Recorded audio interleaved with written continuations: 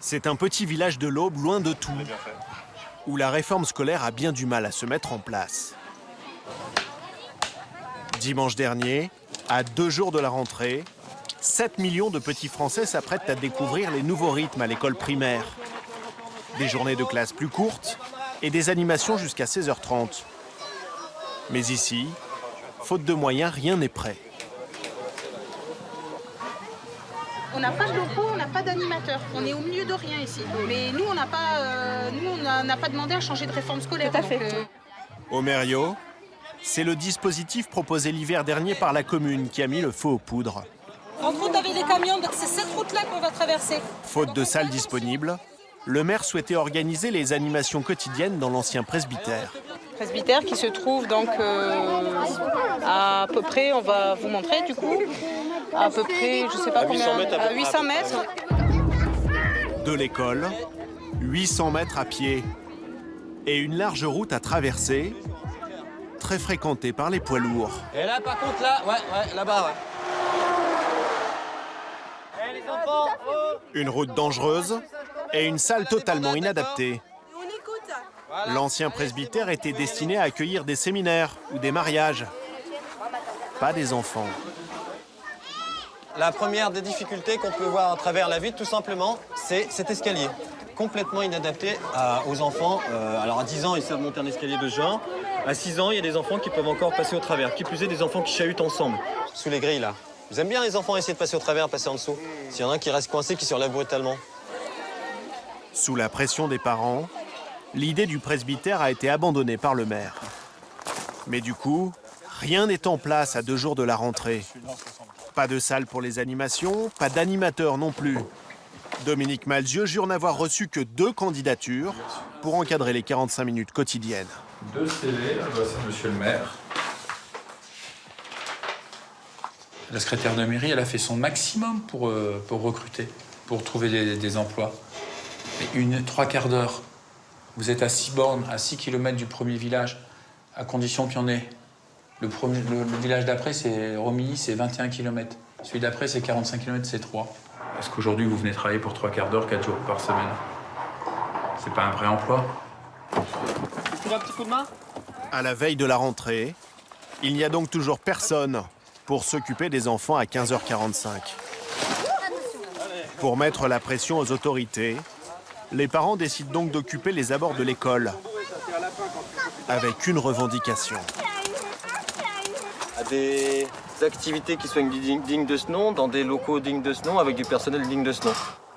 Au Mériot, la rentrée promet d'être agitée pour les parents et les 72 élèves de l'école.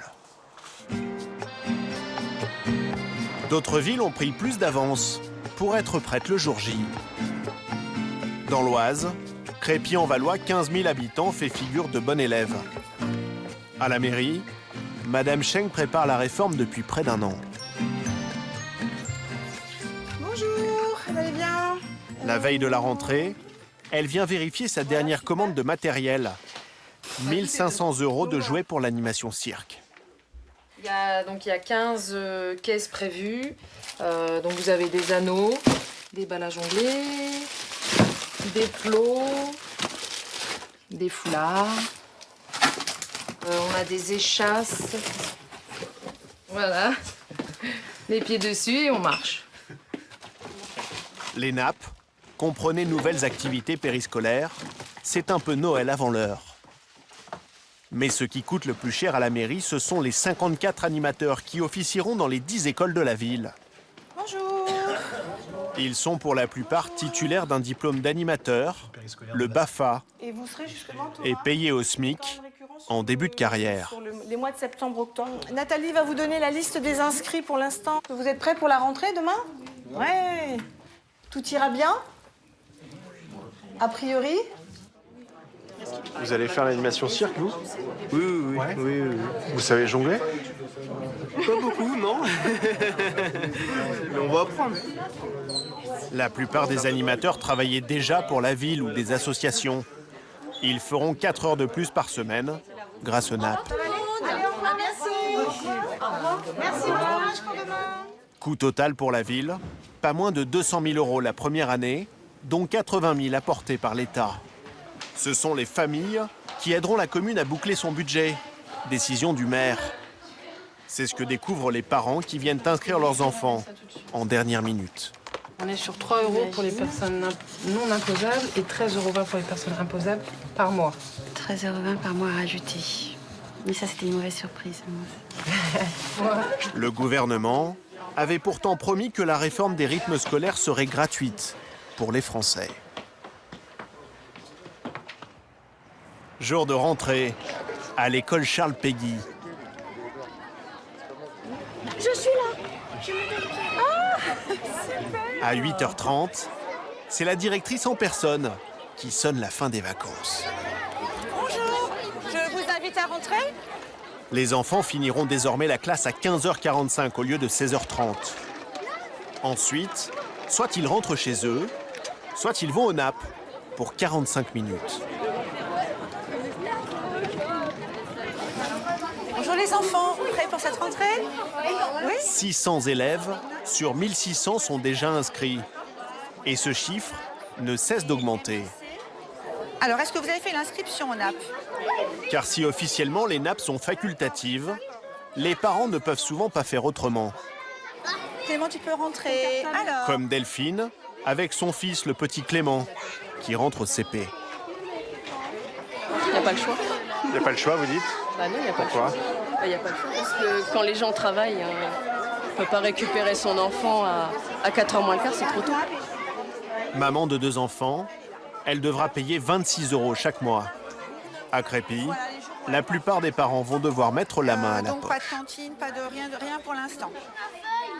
15h35, la fin de la journée approche pour la directrice et ses élèves. Place maintenant aux animations. Dans sa classe, ils sont 17 sur 24 à y participer, dont le petit Clément. Les enfants qui vont au NAP, vous venez vous ranger avec moi ici, devant moi. À partir de maintenant, Jade, animatrice de 21 ans, prend le relais des enseignants et doit répartir les enfants dans différents ateliers. Ici, l'école est assez grande pour accueillir les animations. Chercher Théo. Maxime. En ce début d'année, pas simple de s'y retrouver. Non, tu restes là. Maxime, Meredith, Leïla. Et Clément. Ça y est. Voilà, ça y est. Alors 20. Donc il peut y aller Nathan avec son groupe. Après 15 minutes de mise en place, les animations peuvent commencer. Il ne reste plus qu'une demi-heure. C'est bon les loulous? Oui. Alors, je vais mettre la musique. Aujourd'hui pour Clément, ce sera danse avec Nathan, animateur en colonie et centre aéré depuis 5 ans. Chorégraphie sommaire, mais l'essentiel c'est de se changer les idées après une journée de classe. Allez Clément, vas-y. Clément n'a pas l'air franchement emballé.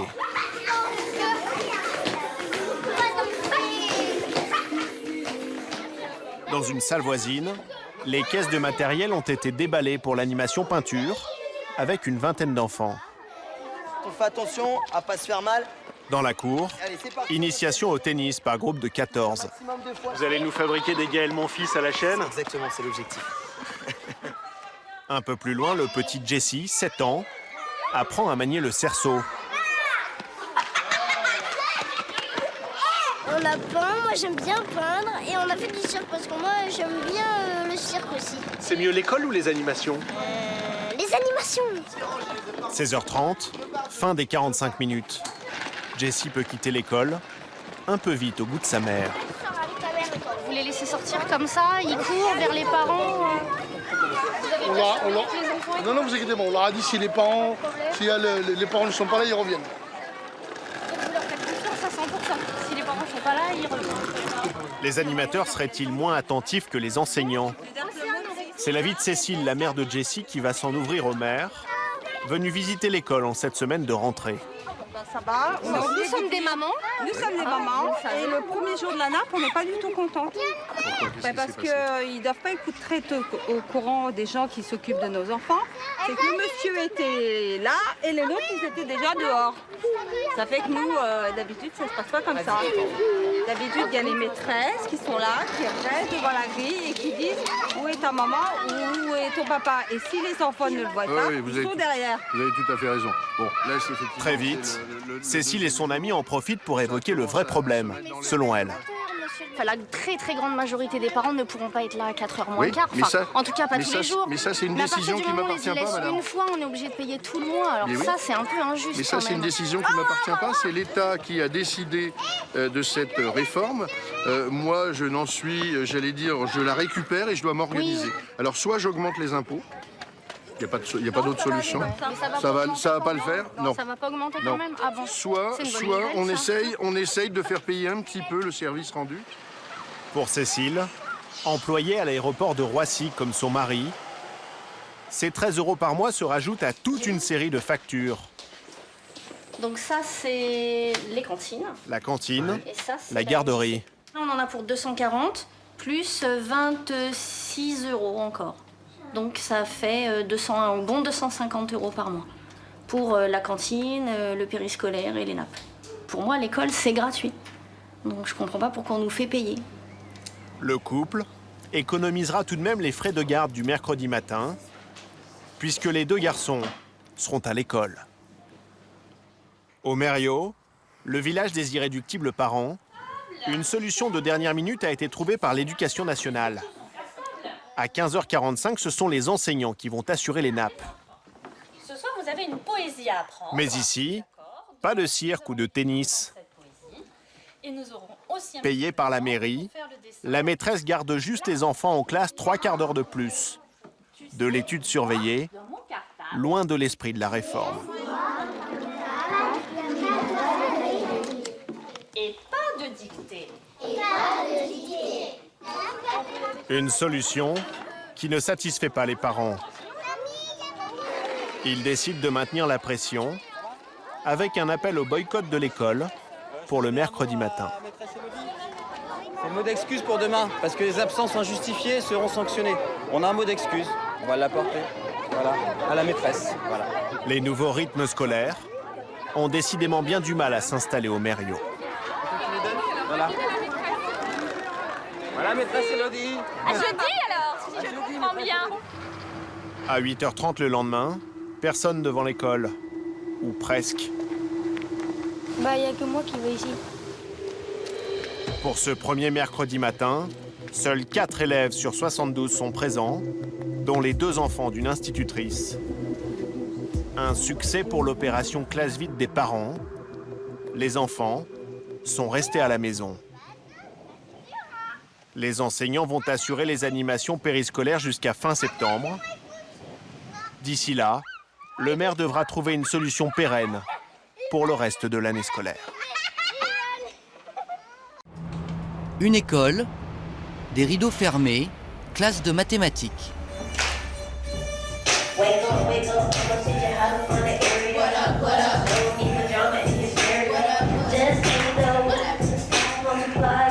Get right. Add up, add up. Add up, add up. So many pictures with walls and walls, and we're not gonna let a gray stop falling for the area. Bienvenue à la Ron Clark Academy. Cours de maths avec les 6th grade, l'équivalent d'une classe de 6e. C'est bien. Il est 8h20 du matin, la chanson fait partie de la leçon. Asseyez-vous. Okay. Back to the board work. On revient au tableau. On allait juste commencer ce problème-là. Combien ça fait 2 puissance 3 2 puissance 4 Puissance 5 Ces élèves de 11 ans ont presque un an d'avance dans leur niveau en maths. 2 puissance 8 256. L'école a ouvert il y a 2 mois. Parmi les 360 candidatures, 60 élèves sélectionnés, ceux qui aimaient le moins l'école. Des cancres, des élèves médiocres ou de bons élèves malheureux en classe. Tous ou presque sont afro-américains, comme on dit aux États-Unis, issus de familles pauvres. 60 écoliers, 10 et 11 ans, sur les bancs d'une école un peu folle, un mélange de Disneyland et du cercle des poètes disparus. Avec la discipline d'un pensionnat anglais. Un toboggan, une roue qualifiée de magique. Comme dans l'école d'Harry Potter, chaque élève appartient à une maison, un groupe de couleurs. Le premier jour d'école, on a dû tous tourner la roue, puis courir pour descendre le toboggan. Quand la roue s'arrêtait, ça nous disait à quelle maison chacun appartenait. Chaque maison, chaque groupe rassemble des élèves de différentes classes, des petits et des grands. Une manière de souder les écoliers. Chaque équipe est en compétition.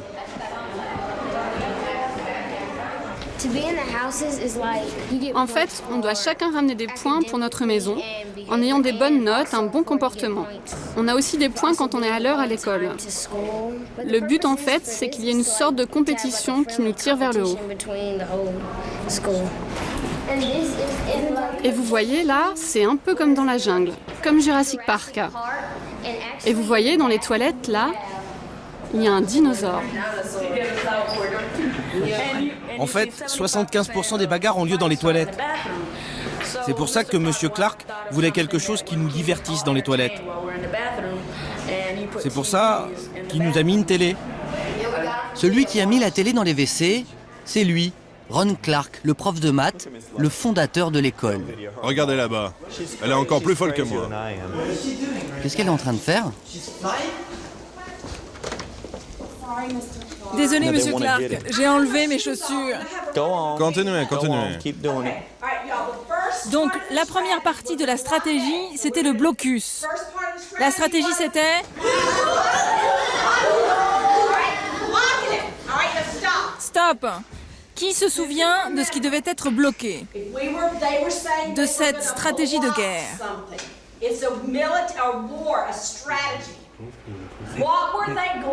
Excusez-moi, monsieur, là, c'est un cours sur quoi? Le blocus, les stratégies militaires.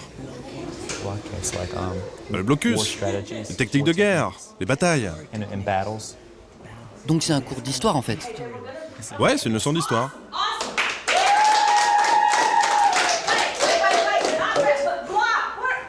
Et vous, qu'est-ce que vous vous dites quand vous la voyez faire comme ça? Moi, j'adore. Regardez les enfants, ils sourient. Elle s'éclate. Et eux aussi. Tout le monde est impliqué. C'est du bon boulot. Ron Clark a 36 ans. Lui, s'est décidé à faire le pitre en classe dès qu'il a débuté. C'était il y a 14 ans, dans la ville de son enfance. Quand j'ai commencé à enseigner en Caroline du Nord, mes élèves étaient léthargiques. Ils ne voulaient pas être là. Et j'ai commencé à chercher tout ce qui était nécessaire pour les réveiller.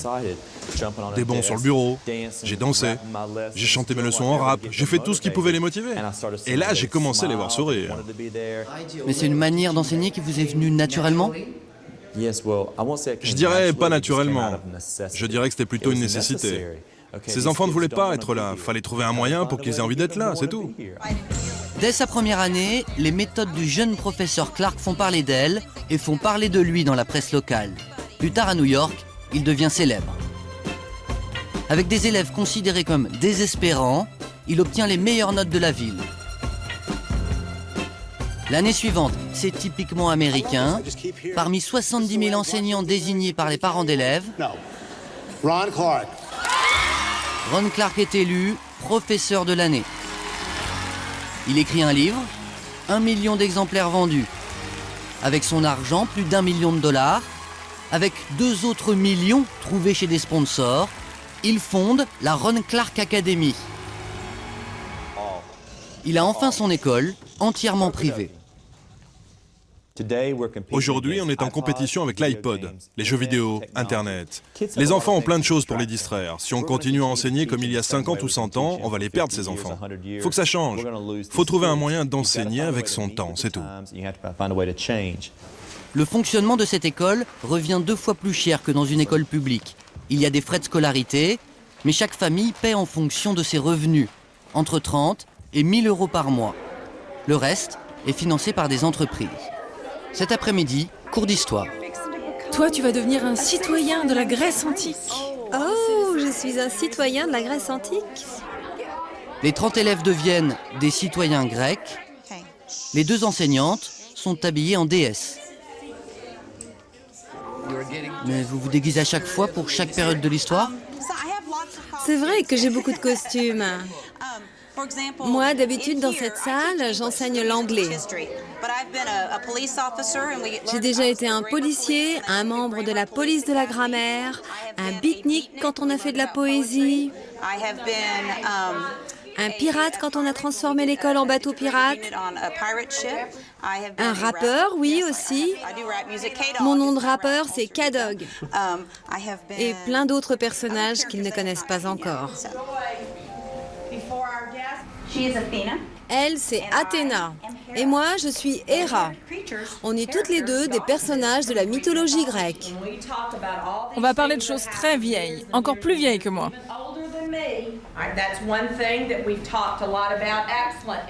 Le cours devient sérieux, avec environ tous les quarts d'heure, quelques secondes d'excitation. Puis, c'est le retour au calme. C'est comme ça que les deux professeurs DS parviennent à garder leurs élèves pendant 3h40 en classe, sans pause. Pendant ce temps, sur le parking, cours de sciences. Est-ce que quelqu'un peut m'aider pour le vent? Il y a combien, vous pensez? 10, 15 km/h? Car en cours de physique, on lance des fusées qu'on a soi-même fabriquées. À la Ron Clark Academy, on ne fait rien comme ailleurs, même pour les examens. Il existe une pièce où aucun élève n'est encore allé, le donjon. Voici le donjon. Vous entrez dans une pièce extrêmement secrète. Une succession d'alcôves, chaque petite pièce est en fait une salle d'examen, surveillée par un chevalier.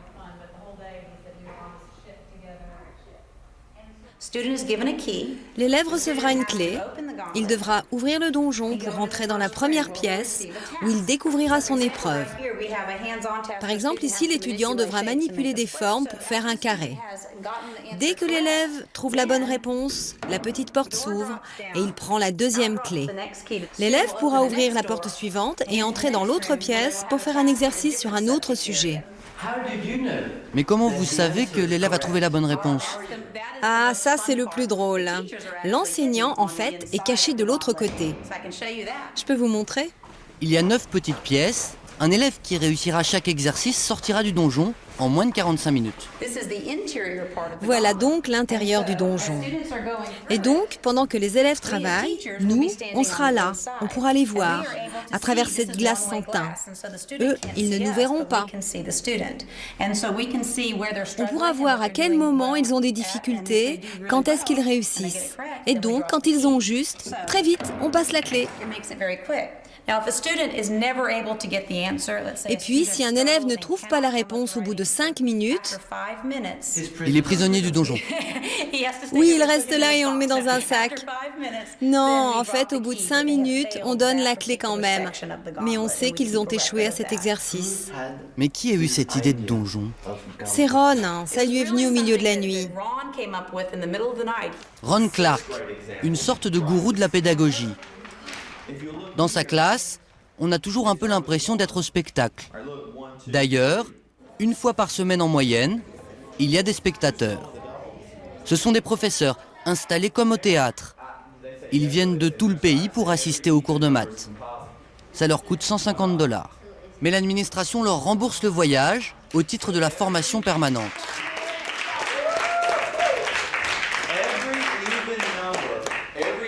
Pourquoi vous filmez?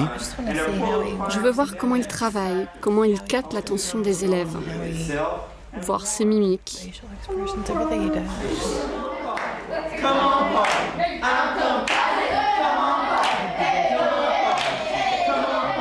Qu'est-ce que vous en pensez?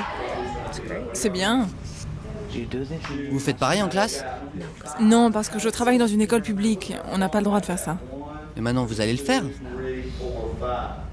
Non, j'aurais des problèmes. Mais si je pouvais, je le ferais. Quand Ron en a fini avec les enfants, il fait la classe aux enseignants. Il leur martèle son principe. Pour que les élèves apprennent, soyez prêts à tout, absolument tout. J'essaie toujours d'apporter en classe des choses qu'ils aiment. Si j'apporte des choses qu'ils aiment, ils vont aimer mon cours. Par exemple, le lait chocolaté. À New York, ils en buvaient toute la journée. Je me suis dit, il faut que j'utilise ça. Donc j'ai amené 30 canettes sur mon bureau, et les élèves très excités ont dit « Hé, Monsieur Clark, c'est pour nous tout ce chocolat ?»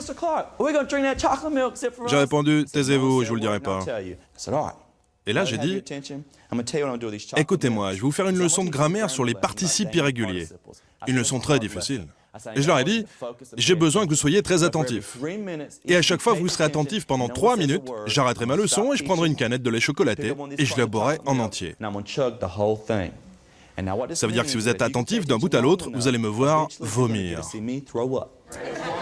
Alors, j'ai commencé le cours, ils étaient tous là. J'ai bu 14 canettes et bien sûr, j'ai vomi. Ouais, mais c'était formidable. Parce que ces enfants, quand ils sont rentrés à la maison, ils ont dit « Maman, tu sais quoi, Monsieur Clark nous a appris les participes irréguliers. On a tout écouté. Et il a vomi. »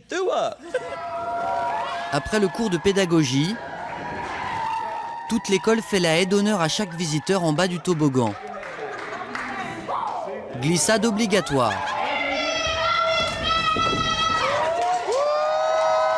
Ron Clark et son école disposent d'au moins un pouvoir magique. Ici, même les enseignants redeviennent des enfants.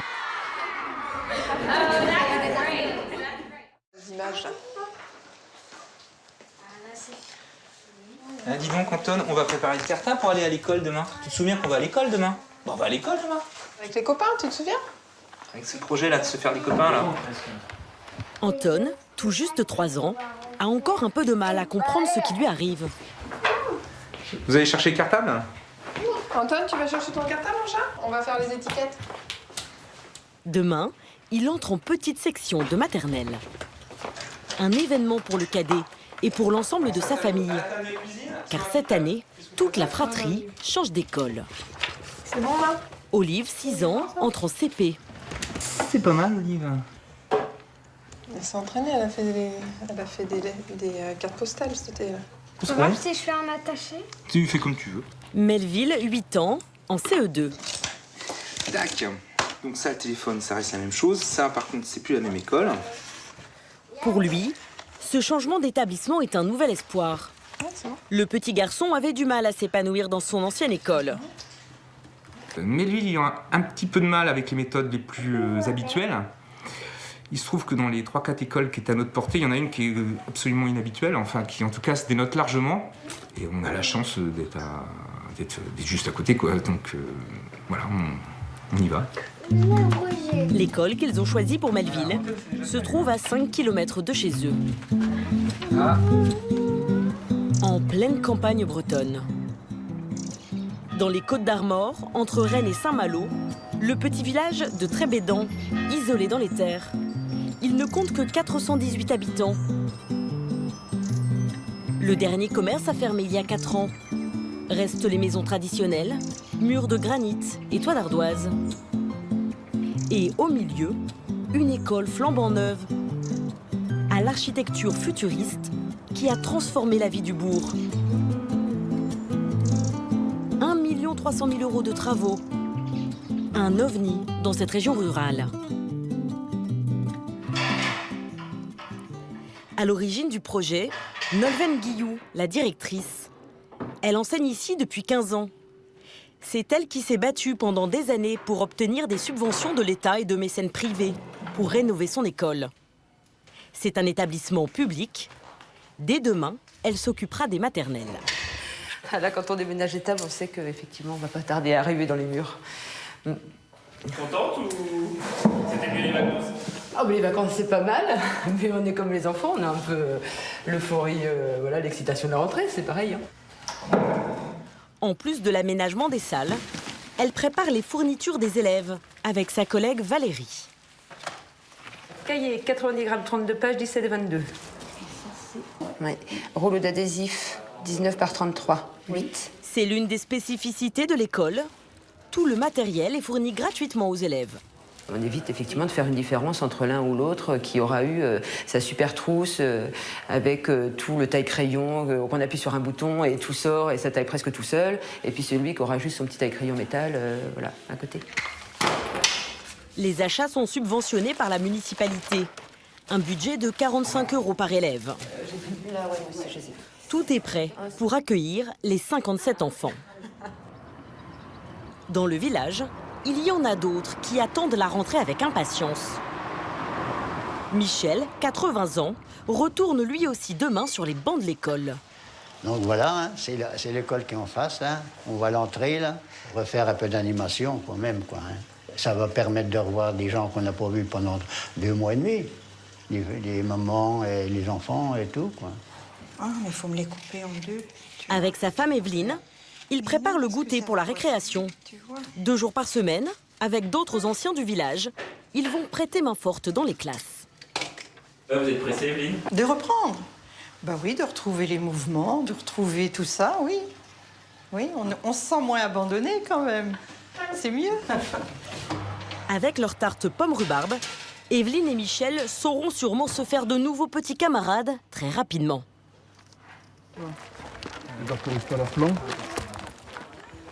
Le lendemain, c'est le jour J. La famille de Melville est au complet. Carline, la maman, va accompagner le petit Anton pour son tout premier jour. L'école ne compte que 3 classes pour accueillir les 8 niveaux, entre 3 et 10 ans. Bonjour. Bonjour. Ça va bien? Bah oui, ouais, bien. Bonjour Anton. Ça va? T'es bien réveillé, t'es bien en forme? Oui. Ouais. Il a sorti son doudou du cartable. Ça vous fait quoi de laisser pour la première fois votre fils à l'école? Oh bah ça va, j'en ai eu 2 autres avant, donc c'est moins difficile que pour le premier quoi. Mais ça se passe bien là, j'ai l'impression. Tu me fais un bisou? Tu peux pas aller dehors tout seul. Pour Sacha, l'autre petit nouveau de la rentrée, la séparation est plus douloureuse.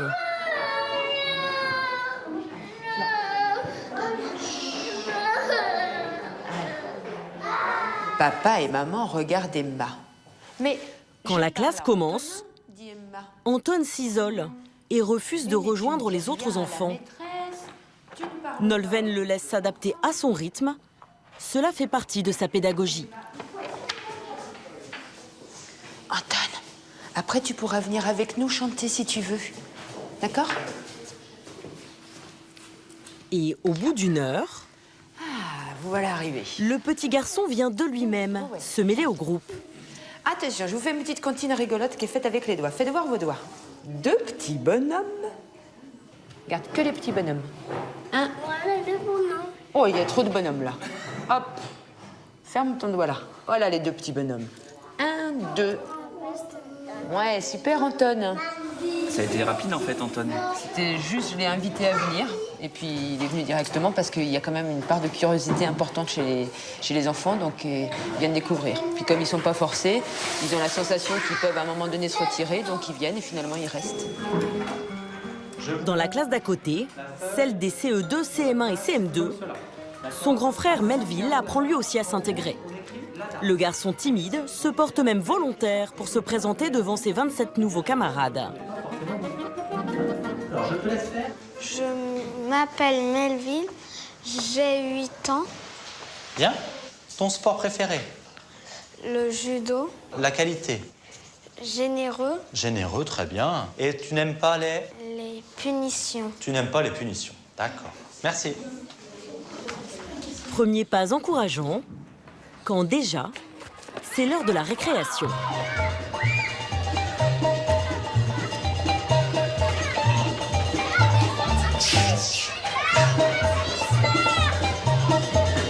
La directrice a fait installer un potager où les enfants ont le droit de picorer.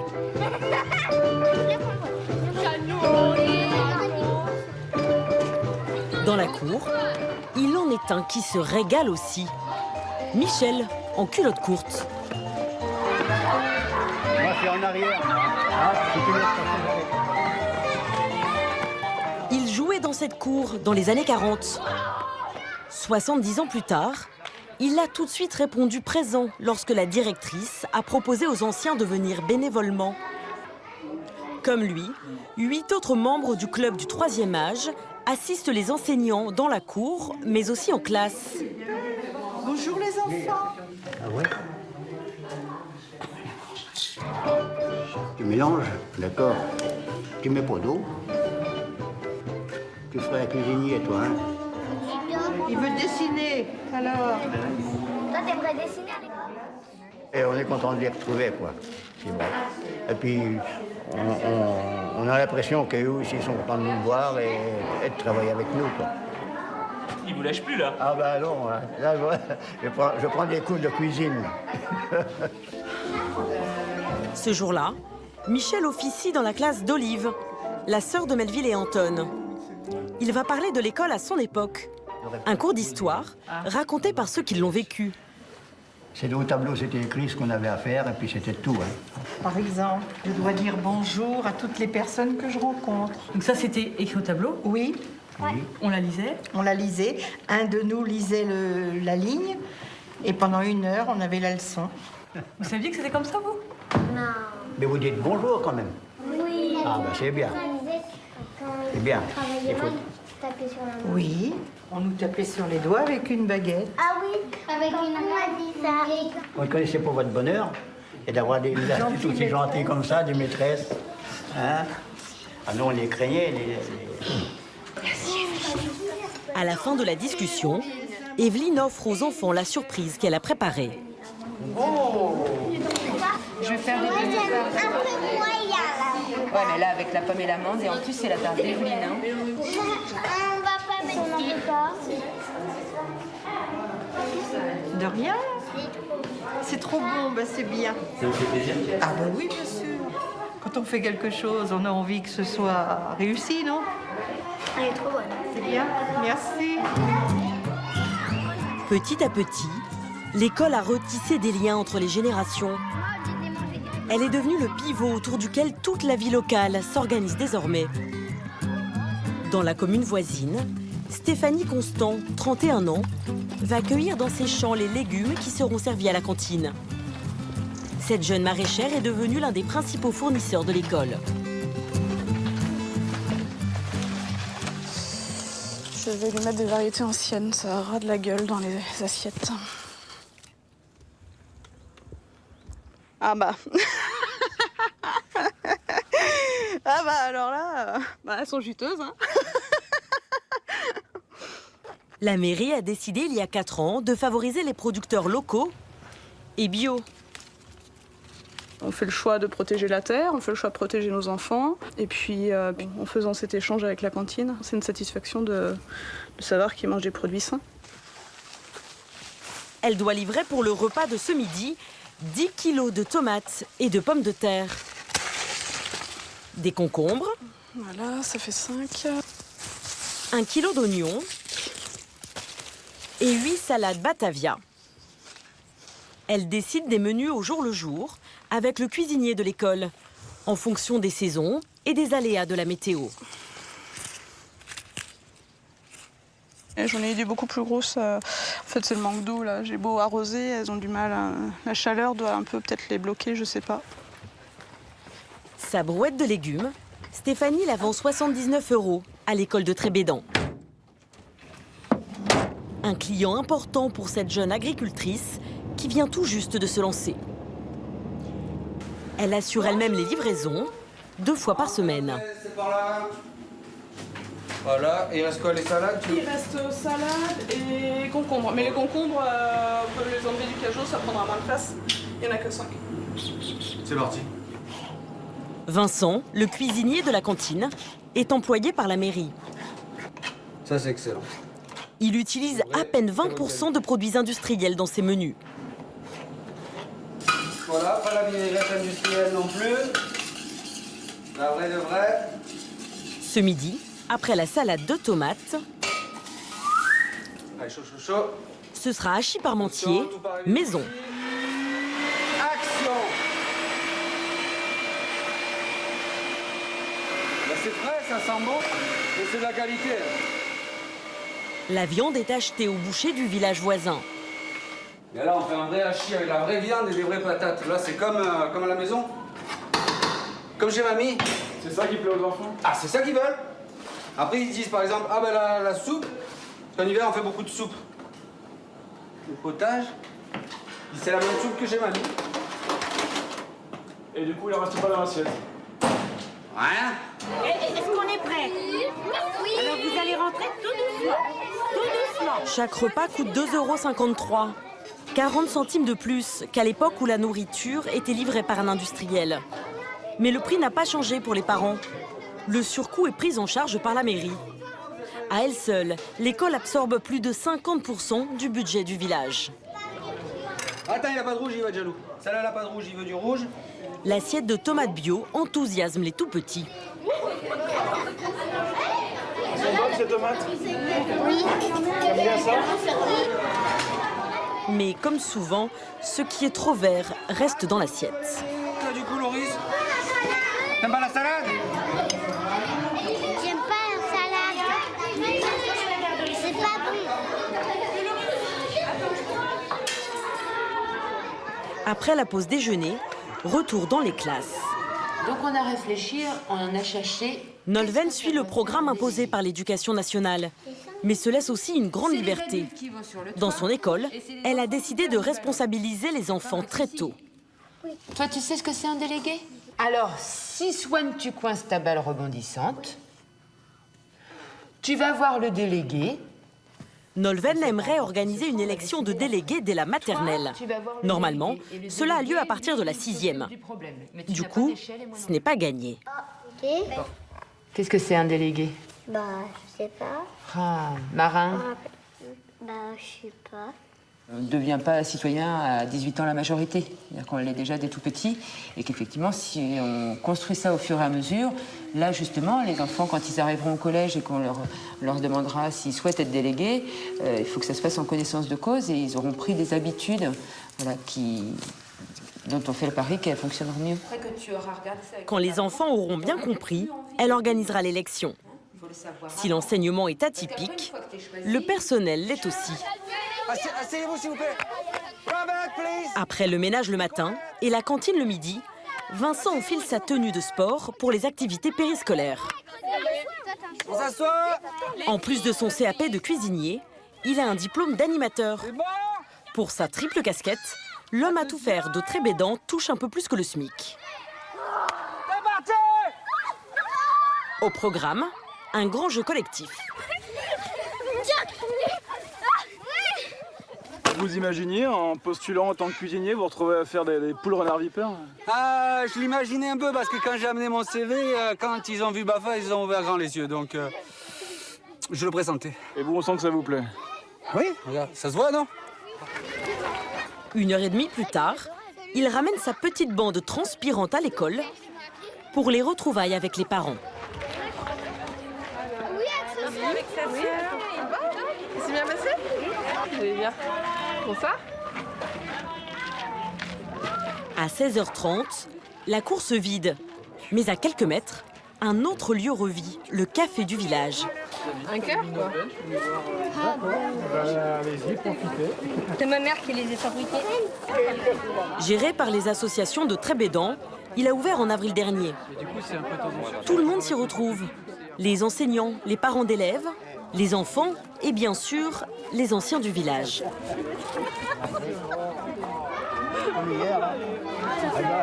C'est pas beau, hein? L'animation au beau de Trébédan quand même, hein? C'est super. Alors il y a menthe, citron, fraise. Jus de pomme. Jus de pomme, raté. Nicolas, un ancien parent d'élève, voit son village renaître. On débat, on discute, on voit des films, on regarde la finale de foot ensemble. On a tous un peu le sourire, je crois. L'école accueille 57 élèves cette année. Si les effectifs chutent en dessous de 52 l'an prochain, le rectorat peut décider de fermer une classe. Nolwenn le sait, son école est fragile. Ah d'accord, alors En nombre d'élèves, on est toujours juste, toujours à guetter les ventres qui s'arrondissent, voir compter les petits bébés qui naissent pour voir les futurs élèves. Et les prochains élèves, justement, sont déjà là. C'est un futur écolier de Trébédan ou pas? Eh ben oui, c'est ça. Tout à fait. Ah ouais, il va falloir encore attendre 2 ans, quoi. Hein, mais elle va pas être dépeuplée comme ça, l'école. Ça va continuer? Ouais, c'est très bien, c'est une bonne école. Donc c'est cool. Un nouveau lotissement doit être construit dans le village d'ici l'année prochaine. De quoi assurer la pérennité de l'école.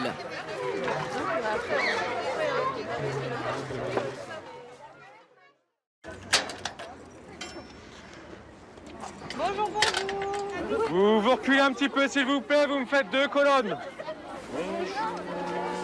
Brice, 35 ans, est conseiller principal d'éducation dans le collège Gérard Philippe de Soissons. Il est où votre carnet? Il connaît par cœur les noms des 512 élèves. Oh bah. Bonjour Krasimir. Merci pour votre présence. Ça faisait longtemps. Des élèves que parfois Brice ne voit pas pendant plusieurs jours. Chaque matin, il redoute de connaître le chiffre de la journée, le nombre de collégiens qui ne se sont pas présentés. Alors... Il est calculé grâce à un logiciel sur lequel chaque professeur enregistre en temps réel les absents. On a 45 absences pour ce matin. On est dans la moyenne à peu près. C'est près de 9% des effectifs du collège, 3 fois plus que la moyenne nationale. Alors pour lutter contre cet absentéisme, Brice appelle chaque matin les parents de tous les élèves absents. Messagerie Orange, bonjour. La personne que vous essayez de joindre n'est pas disponible. Bonjour madame, monsieur Chuyer, c'est au collège Gérard Philippe. Je vous appelle concernant l'absence d'Evan. Vous pourriez me rappeler rapidement, s'il vous plaît? Je vous remercie. Une fois sur 2, les parents sont injoignables. Et quand ils répondent... Allô? Bonjour madame, c'est monsieur Chuyer, c'est au collège Gérard Philippe. Je vous téléphone parce que Andrés n'est pas à l'école aujourd'hui. Bonjour, monsieur. Oui. Ce n'est pas toujours en français. Ouais. Et il vient cet après-midi? J'ai pas entendu. Oui, merci. Bonne journée, Marie-Ange. Est-ce que vous pouvez rappeler la maman de Joshua? Parce que j'ai rien compris. Cette fois-ci, coup de chance, une collègue de Brice parle très bien espagnol. Vous avez un rendez-vous médical à Paris? Oui, madame. Allô? Brice et son équipe consacrent plus d'1 heure par jour à cet étrange jeu de piste. Avec parfois au bout du fil, quelques surprises. Qui est au téléphone, s'il vous plaît? Moi. Oui, bah c'est bien, moi. Mais c'est qui, moi? C'est Youssef? Oui. Pourquoi c'est pas le numéro de papa?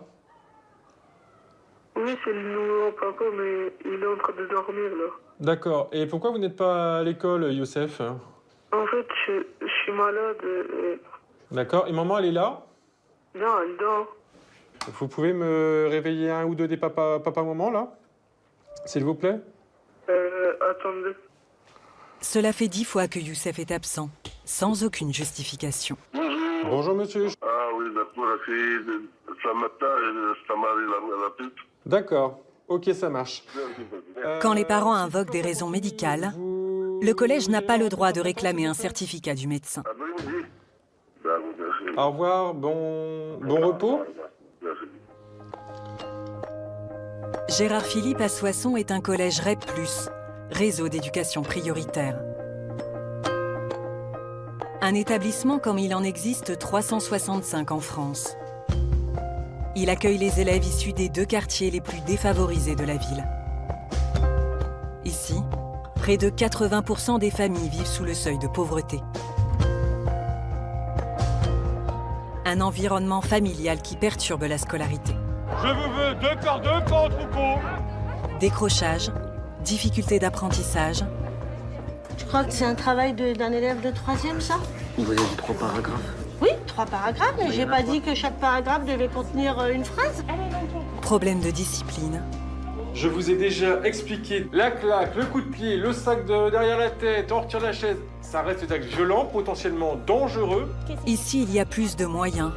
22 élèves par classe maximum et davantage de professeurs.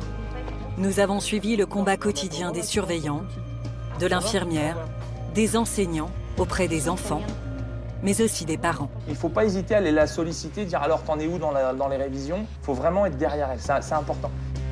Immersion dans un collège où l'on veut redonner à chaque élève la chance de réussir. Bonjour Yacine. Oh Yacine, qu'est-ce que tu fais là? Tu sais quoi, je parie que t'es en retard. Même pas. Qu'est-ce qui t'arrive? Qu'est-ce que tu fais? Hein? T'es virée de cours, bah voyons. Yacine, 14 ans, est en 3e.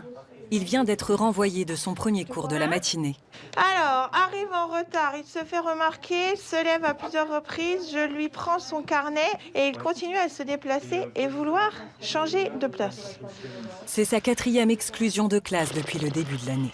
Je ne sais plus quoi dire, Yacine. Au grand désespoir d'Émilie, la 2e CPE du collège. On a eu une conversation il y a 2 jours. Le défi que je t'ai lancé, c'est pas être exclu de cours. Hein. Donc là, je vais encore envoyer un message à maman pour lui dire que tu es exclu de cours. Elle va être contente. Tu sors tes affaires de techno. Allez, hop, au boulot. Croquis. Yacine va rester seul en salle d'études avec un devoir donné par Émilie. Mais la punition ne semble pas avoir beaucoup d'effet. Un peu plus tard dans la matinée, nous le retrouvons en train de traîner dans les couloirs. Qu'est-ce qui se passe à Yacine? Je me suis fait virer du cours. Bah pourquoi? Parce que j'ai fait un avion papier. Cette fois, c'est la prof d'anglais qui l'a renvoyé. Madame, en fait, il s'est fait virer du cours parce que... Exaspérée, la CPE change de ton. Tu te fous de moi là? Là, je renvoie un message pour dire à maman que tu t'es refait exclure. Parce qu'arrivé en 3e, on peut pas faire autre chose qu'un avion en papier en cours d'anglais. C'est normal. Tu te moques du monde. Donc moi, j'ai perdu assez de temps, tu veux pas travailler, c'est ton problème. Face à la colère d'Émilie, Yacine ne bronche pas. Fous du monde. Prends ta place, tu sors ton travail. Maille-toi. Donc si tu réfléchis chez toi quelques jours, travail fini. Tu veux jouer? L'année dernière, Yacine a été exclu 3 jours de l'établissement pour une bagarre. Il est même passé en conseil de discipline pour avoir insulté un professeur. S'il n'améliore pas son comportement, il risque l'exclusion définitive. Mais j'ai juste fait un avion. C'est rien. J'ai même pas utilisé, il était sur moi. Tu comprends pourquoi tu es là? Non. Qu'est-ce que ça te ferait si t'étais exclu pendant quelques jours? Bah rien, parce que après je vais y retourner, c'est que pendant quelques jours. C'est vrai. Et si c'est définitivement, si tu es exclu définitivement? Ça, j'ai peur seulement. 64 élèves ont été renvoyés temporairement l'an passé. Mais les exclusions définitives sont rares, par peur de faire décrocher les élèves du système scolaire. Bien. Yacine a été convoqué par Jean-Marc Ricard, le principal du collège. Il va tenter une dernière fois de le raisonner. Un certain nombre de choses. On a essayé de te faire comprendre les choses, en particulier en fin d'année dernière. Il y avait des engagements. Tu peux me rappeler lesquels? En premier, qu'est-ce qu'on devait faire? Et chercher à faire? Changer de comportement. Est-ce que tu souhaites rester dans l'établissement? Bah oui. Bien, ça c'est ce qu'on a. Le principal décide de lui donner une dernière chance, d'autant qu'il n'est qu'à quelques mois du brevet. Voilà, on est en 3e, il nous reste 2 trimestres, je dis, on est vraiment dans la dernière ligne droite. Yacine, il a des capacités, donc il peut quand même envisager tout à fait un bac pro. Donc oui, j'espère qu'il entend, j'espère qu'il comprend. Bien. Donc là, tu retournes en cours. Un petit peu plus vite quand même, hein. Merci. Ouais. Tout faire pour que les adolescents ne quittent pas le collège sans diplôme. À Gérard Philippe, les lacunes sont profondes. Alors l'établissement dispose de 90 heures d'enseignement hebdomadaire de plus qu'un collège classique.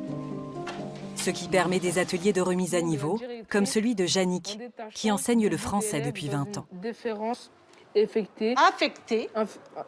Ou affectée Un groupe de seulement 7 élèves. Ils sont en 3e et ont encore des difficultés à lire. Ma mère s'indignait. L'exercice du jour, remplacer le singulier par le pluriel dans un texte. Tu as terminé? Ouais. Un S au verbe? Quand c'est au pluriel, tu mets un S au verbe.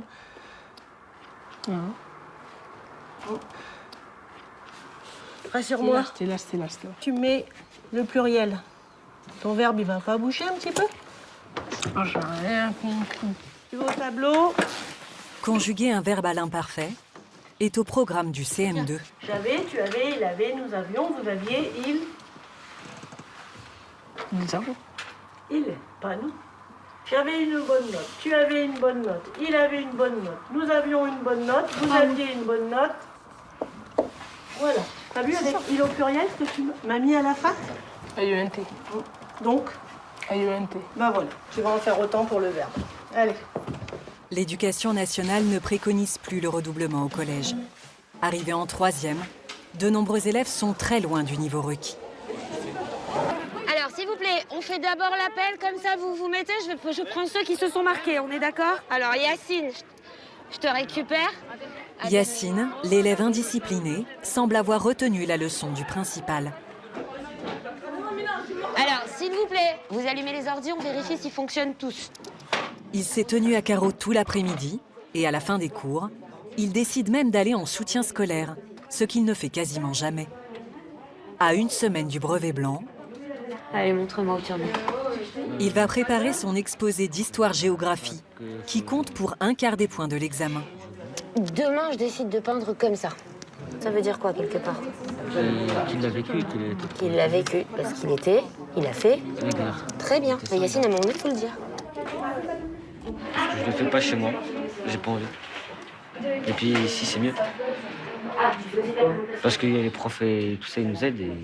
Directement au viscount. Des profs D'accord. et 4 assistants pédagogiques à plein temps. Encore un dispositif propre au collège REP+. Au revoir. Ce soir-là, l'étude surveillée a permis à Yacine et son copain Mirach de passer moins de temps à traîner dans le quartier, réputé être l'un des plus sensibles de la ville. Les trafics de drogue, après j'ai... Des trafics d'armes, qui se sont fait attraper aussi avec des coups de feu. Il y a un gars là-bas, là, au boulevard, il est mort parce que règlement de compte et tout ça aussi. Ouais, nous ça ne fait rien, on se balade comme ça normal. Et les grands, ils nous respectent.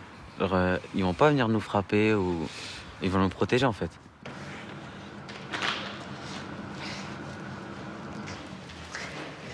Yacine vit avec son frère aîné et sa mère Laetitia. Bonjour. Il partage un logement social d'environ 70 mètres carrés avec sa tante et ses 3 cousins. Laetitia est femme de ménage. Elle est au chômage depuis le début de la crise sanitaire et vit grâce au RSA. Je crois que t'en as pas besoin. Tu me ferais montrer ce que t'as fait en devoir fait. C'est sur l'ordinateur. Mais tu vas faire comment, Laura, si tu retiens pas? Je vais apprendre. Face au manque de travail de Yacine, sa mère se sent désarmée. Des fois, je lui dis, si tu veux pas galérer comme moi, travaille à l'école. C'est quoi ton objectif, Yacine? Avoir un travail avec beaucoup d'argent. Je vois ce qu'il me dit.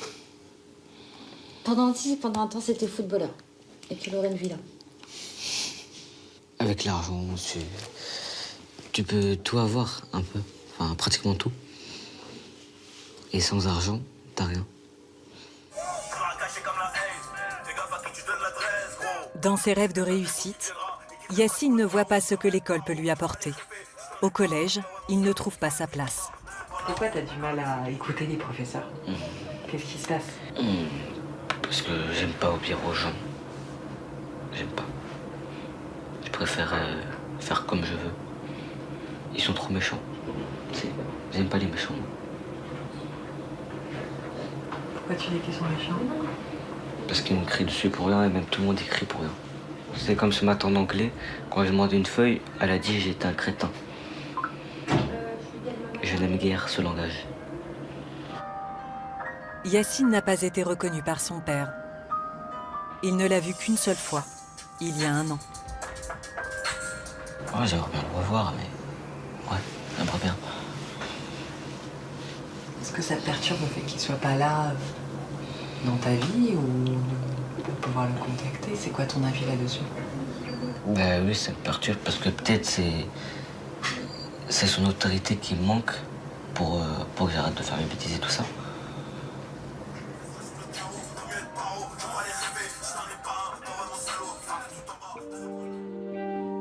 Dans le quartier de Presles, 1/3 des familles sont monoparentales et le taux de chômage est d'environ 50%. Le collège Gérard Philippe est souvent le seul élément stable dans la vie de ses enfants. Et l'infirmerie, leur refuge. Bonjour mon petit chat, qu'est-ce qui t'arrive? Dis-moi tout. Carole travaille ici depuis 2008, un poste d'infirmière à plein temps. Elle est aux petits soins pour les élèves. Ce soir tu retires le pansement, tu laves bien les mains. Hein? Au revoir, bonne journée. Une trentaine d'enfants passent la porte de son infirmerie chaque jour. T'as mal à la tête et t'arrives déjà ce matin à l'infirmerie? Ce matin, j'ai pris un demi-prix, mais ça va mieux. Oh, bah alors qu'est-ce que tu veux que je fasse pour toi? T'as pris ta fièvre ce matin? T'as pris ta fièvre ce matin? Non, j'ai pas... Ah, pas de thermomètre. Elle estime que dans ce collège, plus de la moitié des adolescents n'ont pas de suivi médical régulier. Non, t'as pas de fièvre. L'infirmerie constitue leur seul accès aux soins. Thermomètre, il n'y en a pas forcément à la maison, il n'y a pas forcément de médicaments. Bien souvent, les parents les envoient ici. En disant, si t'es malade, tu vas voir l'infirmière. C'est tout, hein. On sait très bien que pour certaines familles, le thermomètre, c'est pas une priorité. Hein. Un thermomètre comme le mien, par exemple, ça coûte une cinquantaine d'euros. 50 euros, c'est ce qui peut faire manger une famille une semaine. Pas alors? Carole joue aussi parfois les psychologues. Qu'est-ce qui se passe? Tu veux pas monter en cours? Et si moi, je te monte en cours? Bah si. T'as pas le choix. Faut que tu ailles en cours. Cet élève de 6e a été diagnostiqué comme souffrant de troubles de l'attention. Allez, on va en cours? Allez, go. Parfois, c'est le blocage. L'adolescent devient mutique. Oh, je vais pas te pousser comme ça jusqu'au bout quand même, si. L'infirmière est la seule personne du collège avec qui il a noué une relation de confiance. Et pourquoi tu veux pas aller en cours? Les camarades, ils ont été moqueurs, ils ont pas été gentils. Qu'est-ce qui s'est passé? Faut que tu me parles, hein? Hein? Bon, bah alors si tu sais pas, on va en cours. Allez, on y va. C'est parti. Viens avec moi. Allez. Je vais pas y passer toute l'heure. Hein. Allez, on y va. Go. Ce jour-là, Carole ne réussira pas à raisonner l'élève. Il terminera sa journée à l'étude. L'infirmière suit les collégiens tout au long de leur scolarité. Elle est pas là, Émilie? Un lien privilégié qui permet aux adolescents de lui confier parfois de lourds secrets. Bonjour. Comment tu vas, ma belle? Ça va bien? Il y a quelques mois, Nina, 13 ans, a révélé à l'infirmière qu'elle était victime de violences verbales quotidiennes de la part de son beau-père. Carole a fait un signalement à la protection de l'enfance, qui a envoyé une éducatrice au sein du foyer. Ouais. Et à la maison, c'est quoi l'ambiance maintenant? Ça va toujours pas mieux. Ouais. Ça pourrait aller, mais ça va toujours pas mieux. Qu'est-ce qui va pas mieux? C'est les problèmes avec mes frères et sœurs maintenant. Moi, ils me laissent pas tranquille non plus, mais... Toi, dans tout ça, tu te sens comment? Mal. Tu te sens mal? T'as le numéro de l'éducatrice? S'il y a un souci? Je l'appelle. Tu l'appelles? On est d'accord? Oui. Nina raconte être devenue le souffre-douleur de son beau-père. Il s'est passé des disputes à la maison avec maman, bah, il s'en prend à moi. Parce qu'il sait pas à qui s'en prendre, donc il s'en prend à moi. Des fois, il dit abruti ou t'es con qu'on en mange à balai ou des choses comme ça. Enfin, plein de trucs comme ça, mais en plus vulgaire. Est-ce qu'il t'a déjà frappé, ton beau-père? Non. Il me montre juste la main ou le poing, mais il m'a jamais frappé. L'adolescente affirme que sa mère ne la défend pas. Je comprends dans un sens qu'elle veuille pas Elle veut pas s'en mêler parce que je pense qu'elle aime mon beau-père et qu'elle a eu un enfant avec et tout. Et elle est sous l'emprise de mon beau-père, donc je pense que c'est difficile pour elle aussi. Alors du coup, je la comprends, je lui dis rien sur ça.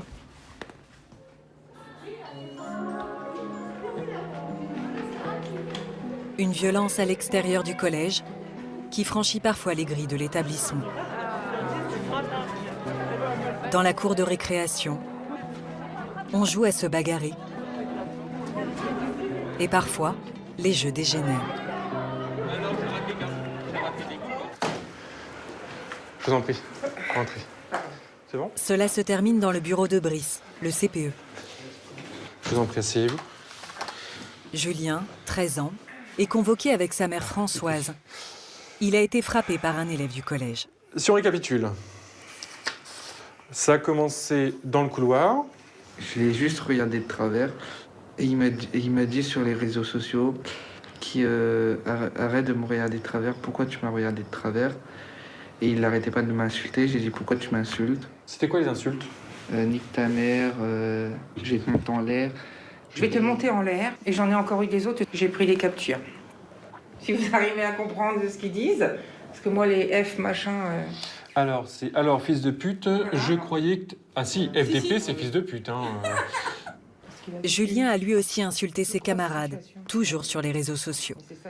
Mais ce matin, la violence est devenue physique. Julien s'est fait frapper à la tête. Là, en fait, ce qu'il faut bien comprendre, c'est que la violence qui est générée ici, c'est une violence qui est due aux réseaux sociaux. Alors, je ne dis pas que vous êtes fautif, loin de là, mais au bout d'un moment, il faut à la fois que les parents prennent leurs responsabilités, mais à la fois aussi que les élèves prennent leurs responsabilités. Je comprends parfaitement. Donc là, il n'y a pas 36 solutions. Bon, bah, ça va être réglé. Vous supprimez tous vos comptes réseaux sociaux. C'est déjà fait, là. Non, moi, je veux pas de ça. Il a tout supprimé, comme ça, on est tranquille. Il y en a un. L'année dernière, il a déjà été frappé au collège. Il a eu le nez cassé. Oui, sauf Cette fois, Julien refuse de retourner à l'école. Que vous ayez peur de venir, je peux le comprendre. Sauf que là, je suis tous les matins à la grille, on a un assistant d'éducation, on a Madame Bernard, on est à 5 sur le parvis. Donc, en aucun cas, vous pouvez dire que vous avez peur de vous faire frapper. Disons que, comme ils savent le chemin qu'il prend, ils l'attendent. Donc là, je sais que demain, il va venir, il commence à 9h. De chez moi jusqu'à collège, je vais l'avoir au téléphone. Pourquoi vous allez l'avoir au téléphone sur le chemin? Par peur? Par peur qu'ils l'attendent dans un coin? L'agresseur de Julien sera exclu de l'établissement pendant une journée. Mais certains parents n'acceptent pas que l'institution sanctionne leurs enfants. On a eu du mal un petit peu à se rencontrer. Donc il y a deux phases. Il y a la problématique qu'on a eue d'absentéisme. Et puis on a une problématique de violence qui s'installe. On accepte. Le principal adjoint, Didier Autreux, reçoit aujourd'hui les parents de Trévis, 13 ans, élève de 4e. Coup de poing, croche-pied, claque. Depuis le début de l'année, on lui reproche 10 actes de violence sur ses camarades. Dernier fait en date, provoquer une bagarre dans les couloirs. Le collège a décidé d'exclure Trévis pendant 3 jours. Ses parents clament son innocence. C'est pas Trévis, c'est pas possible. Parce que, après, je dis pas que voilà... qui donne des claques pour lui, pour jouer, bon, ça certes, ça peut arriver. Mais provoquer une bagarre, c'est pas possible. C'est pas Trévis, il a pas pu, provoquer une bagarre. À mon avis, elle a été provoquée et lui, on a peut-être pris part.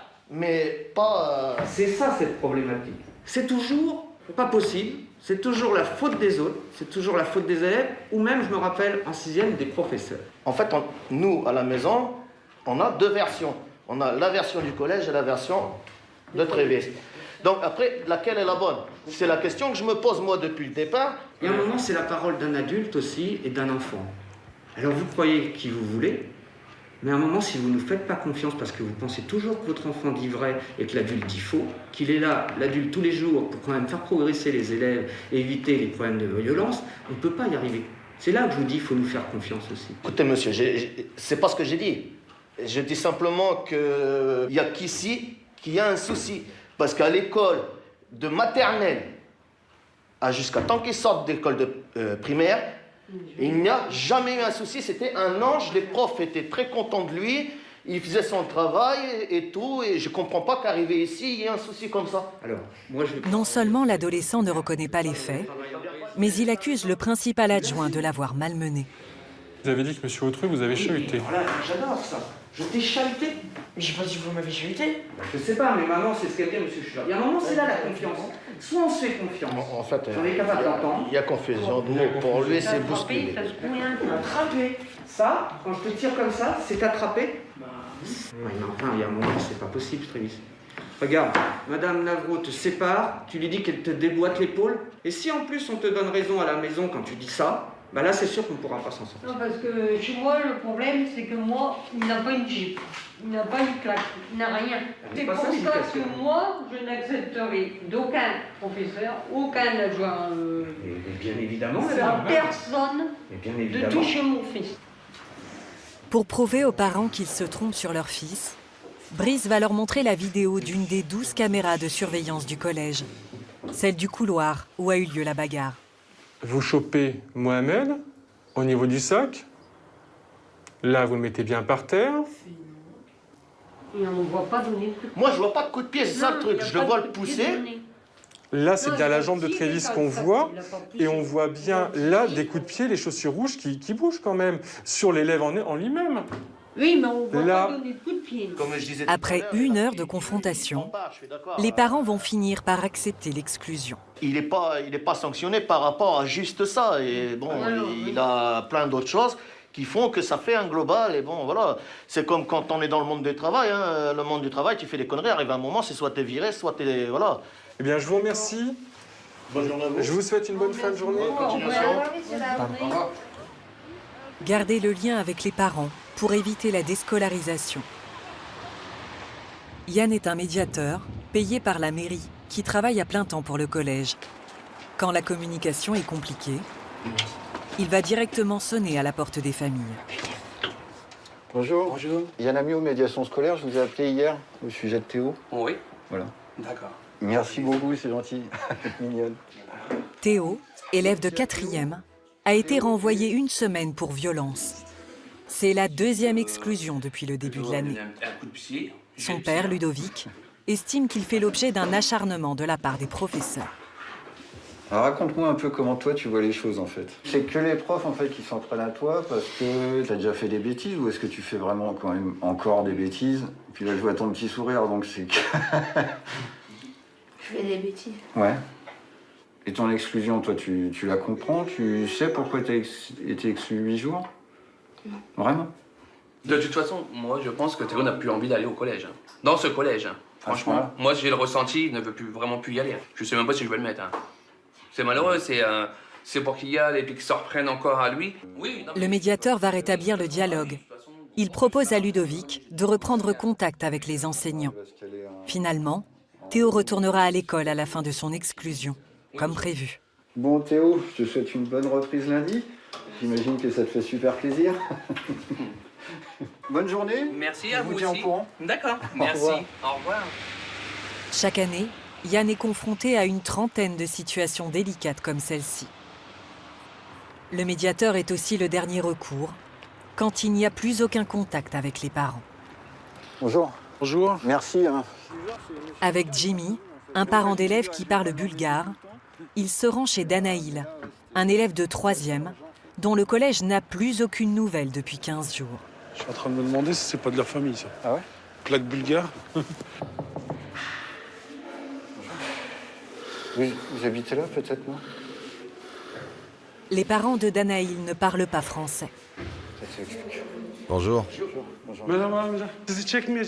Ce monsieur vient de la mairie et voudrait parler avec vous au sujet du collège. C'est la ville qui l'envoie. Le collège de qui? L'élève, comment il s'appelle? Danaïl. Danaïl n'est pas venu en classe depuis 15 jours. 15 jours? On n'a pas de nouvelles. Il me mentait alors. Va le chercher. Il est à la maison? Il est là, oui. Ça fait 2 semaines. Mon Dieu. Apparemment, il n'a pas l'air d'être au courant. Ah, c'est ce que je vois, ouais. Habille-toi et reviens tout de suite. Alexandre, le père de Danaïl, est bûcheron. Il travaille tous les jours, même le week-end. Viens ici. N'aie pas peur. On est là parce que tu n'es pas venu en cours depuis 15 jours.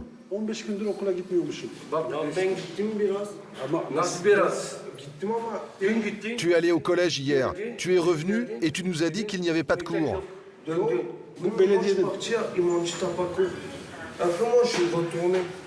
Ouais, mais Danaïl, ça fait 15 jours en fait. Ça fait 15 jours. Ça fait 15 jours. Présent, tu vois. Mais ça fait 15 jours que tu n'y vas pas. Je suis malade un peu. Ouais. C'est pour ça moi je vais pas. Ouais, mais faut prévenir le collège, tu vois. Faut en parler à ton père. Votre fils dit qu'il a peur d'avoir le coronavirus. Ok, tu dis que tu as peur d'y aller. Mais pourtant tu sors le matin. Tu dis que tu vas à l'école. Tu vas bien. Et en plus tu dis qu'il n'y a pas de cours. Regarde-moi, tu me mens. J'ai un fils qui est très beau, mais c'est un menteur. Danaïl se précipite dans l'appartement, sous prétexte d'aller vomir. Je ne comprends pas. J'ai fait tout ce que je peux pour qu'ils soient heureux, pour leur éducation. Ils ont la chance d'aller à l'école. Je ne rêve que de bonnes choses pour mon fils. J'espère qu'il va réussir plus tard. Alexandre assure que son fils va revenir en cours. Merci beaucoup. Au revoir. Au revoir. Bonjour monsieur. Bonjour. Le lendemain, à 8h, sur le parvis, le principal en personne. Danaïl sera-t-il de retour? Ah ben voilà. En plus, il se cachait bien, j'avais du mal à le reconnaître. Tu me suis? J'ai eu peur. Monsieur Ricard va l'escorter jusque dans la salle de classe. Je vous ramène un élève, il nous revient. Tu t'installes, tu travailles. Depuis notre tournage, Danaïl n'a plus manqué un seul jour de cours.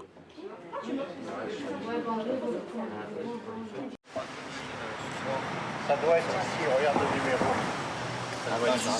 C'est là, regarde le numéro. Ça doit être là. Pour cette famille, c'est peut-être l'établissement de la dernière chance. Depuis près d'1 an, Zachary, 15 ans, n'a plus mis les pieds à l'école. Asseyez-vous, je vais chercher une chaise.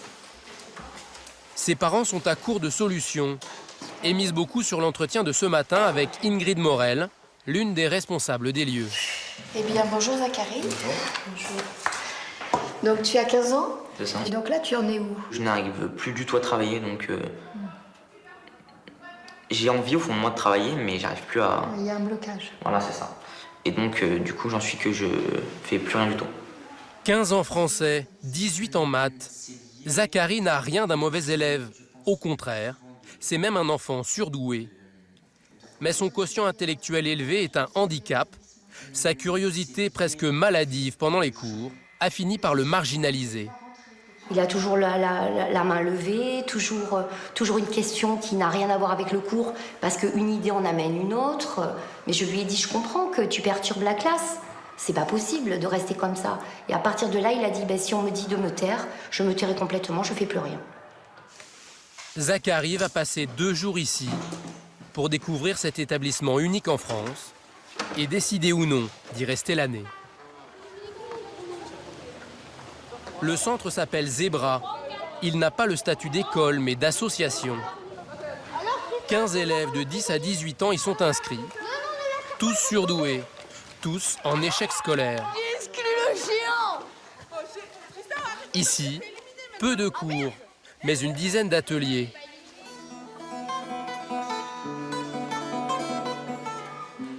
Musique. Regardez les garçons, ils savent bien la faire. Sport. Travail sur la mémoire.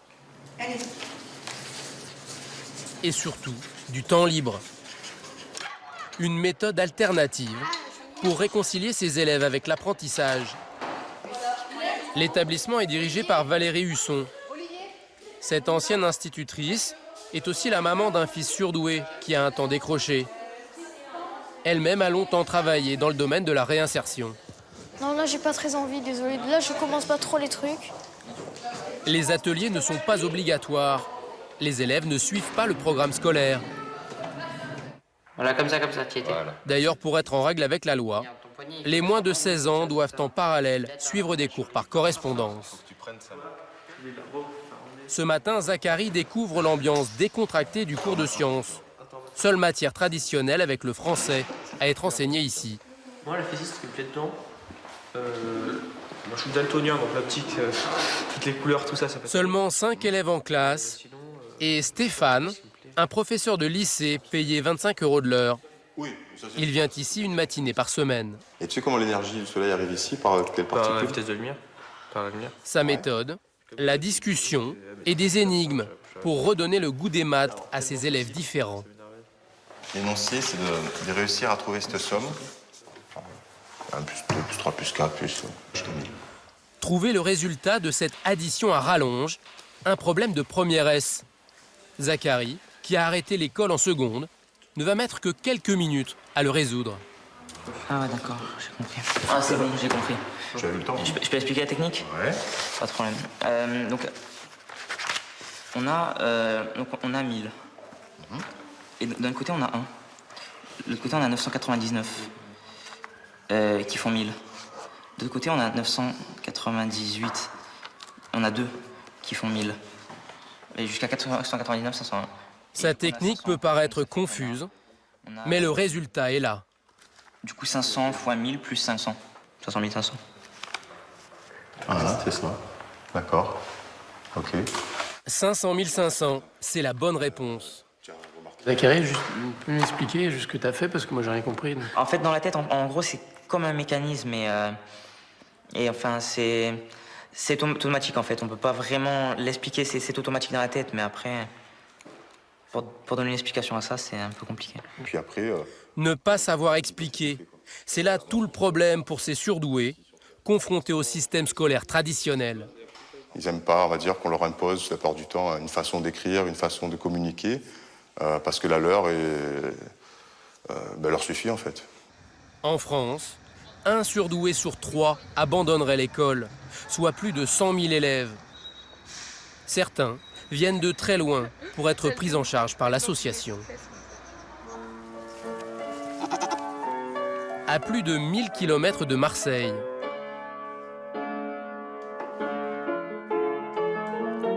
voici Amanda, 17 ans. Elle n'avait jamais touché un piano il y a 2 ans. Elle s'y est mise sans prendre un cours et ne sait pas lire une partition. Elle apprend en mémorisant des démonstrations sur Internet.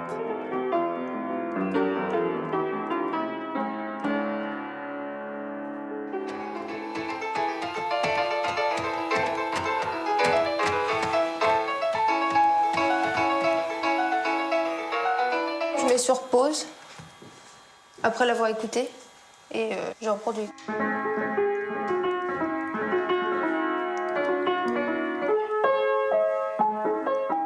Amanda apprend vite, depuis toute petite. Dès 2 ans, elle sait lire. Elle saute le CP, et à l'âge de 7 ans, sa mère Isabelle, conseillère d'orientation, lui fait passer des tests de quotient intellectuel. Verdict, elle a un QI de 148, alors qu'il se situe entre 90 et 110 pour la majorité des Français. Amanda a toujours été première de sa classe, avec des bulletins impressionnants. J'ai retrouvé ceux de 6e A, 3e trimestre et 2e trimestre. Donc elle avait eu 17 de moyenne et 17,71. Une élève brillante, mais bizarrement peu impliquée. En fait, Amanda est en souffrance. Rejetée par les autres élèves, elle change 7 fois d'établissement, de la 6e à la 1re.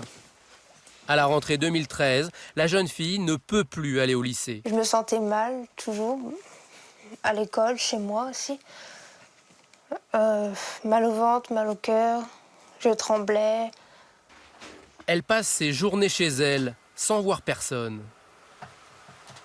Et elle ne sort de sa chambre que pour s'occuper de ses animaux.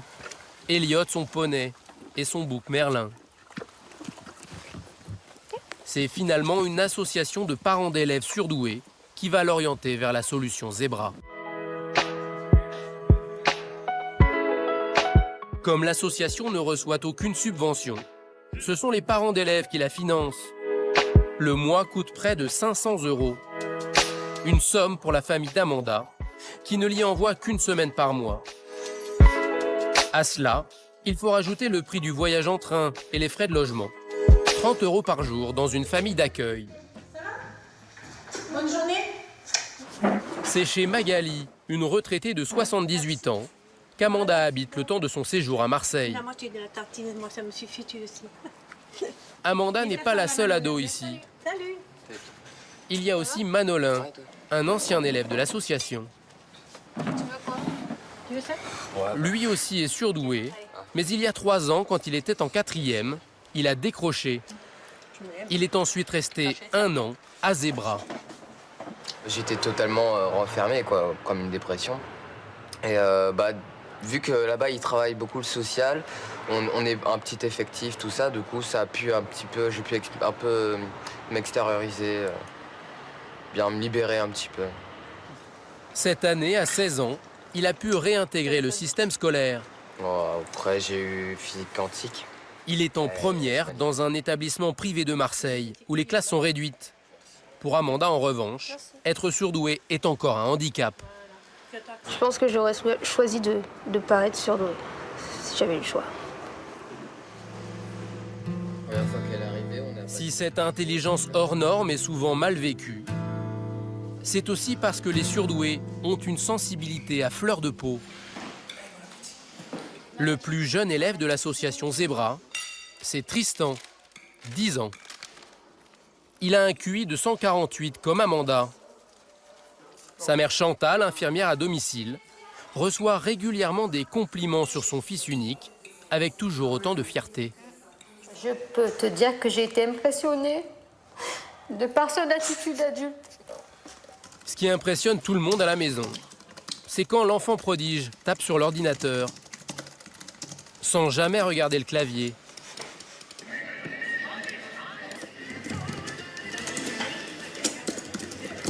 Et toujours avec plusieurs fenêtres ouvertes sur l'écran. J'ai toujours ce réflexe. Je peux pas m'en empêcher de faire plusieurs trucs à la fois quand je fais un truc. Je peux pas.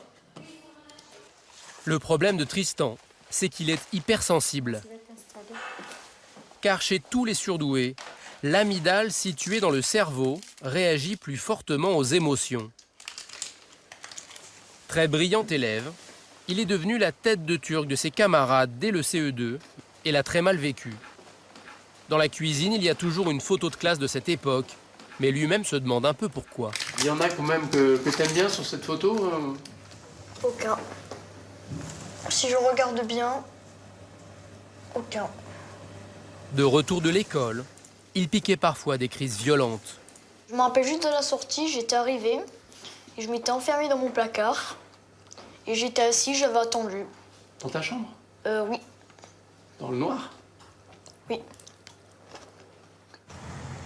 Au mois de septembre, Tristan a fait une grave crise d'angoisse lors de sa rentrée en 6e. Sa mère a dû le ramener à la maison et l'inscrire au cours par correspondance pour être en règle avec la loi. S'il ne veut plus entendre parler d'école, pour Tristan, aller à l'association Zébra, c'est autre chose. Quand c'est les week-ends, j'ai hâte que ce soit lundi ou mardi pour y retourner, car le week-end, je m'ennuie en fait.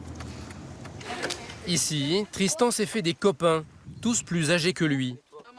Et il peut s'asseoir à une table avec les autres. Ce matin, une psychologue et 3 animateurs ont réuni les élèves pour discuter de leur présence ici. Non mais le but en plus c'est de vous donner la parole en fait. Donc moi je vais pas parler beaucoup. Ok. Amanda y participe elle aussi. Et tu ressens un changement depuis que t'es venue ou pas? Pas encore, je crois. Je suis peut-être plus à l'aise avec les autres. Peut-être plus sociable, mais je suis pas trop sûre. Je veux pas commencer. Tristan a bien envie de parler, mais pas de lui. Tu commences toi? J'ai trop envie de faire un débat mais ça va prendre jusqu'à 1 an jusqu'à ce qu'on le résolve. Allez, quelle est la vie après la mort? Voilà. Quelle est la vie après la mort? Voilà. D'accord. Ah, c'est sur ça qu'on va débattre. C'était pas prévu, mais écoute... Son idée de débat fait un flop. T'as pas envie de nous dire pourquoi t'es là, Tristan? Ben, pour ma phobie scolaire. Et puis qu'en même temps, je devais faire le CNED. mais que en fait je restais comme dans une bulle à la maison, je devais aller dans un centre et c'était ici en fait. C'est tout. Tristan est vexé. Tristan, quoi? Oui, je me lève en fait, c'est tout. Oh, reste un peu. Reste avec nous. Je reviens peut-être après. Mais tu sais, ton sujet, moi, il m'allait très bien. Hein. Non, c'est pas pour ça, c'est juste que je me baladais. Va te balader. La semaine prochaine, j'en apporte. Ouais. Il ne reviendra pas dans le groupe de parole. La semaine prochaine. Il préfère aller jouer à l'intérieur. Il retrouve les autres élèves, mais pas seulement. Il y a aussi sa mère, à qui Tristan a demandé de rester sur place en permanence. Pour rassurer son fils, Chantal a dû s'arrêter de travailler. Non, on fait jamais une question. Pas trop dur d'être là tout le temps? Non, ça va. Je veux l'accompagner et aussi lui montrer que j'ai bien compris et j'ai bien entendu son souci. Le tout, c'est après, il ne faut pas être face à un échec, donc il faudra que ça prenne le temps que ça doit prendre. Chantal est prête à attendre plusieurs mois. En général, les élèves passent 1 an à Zebra. Les 3/4 d'entre eux finissent par retrouver le chemin du système scolaire.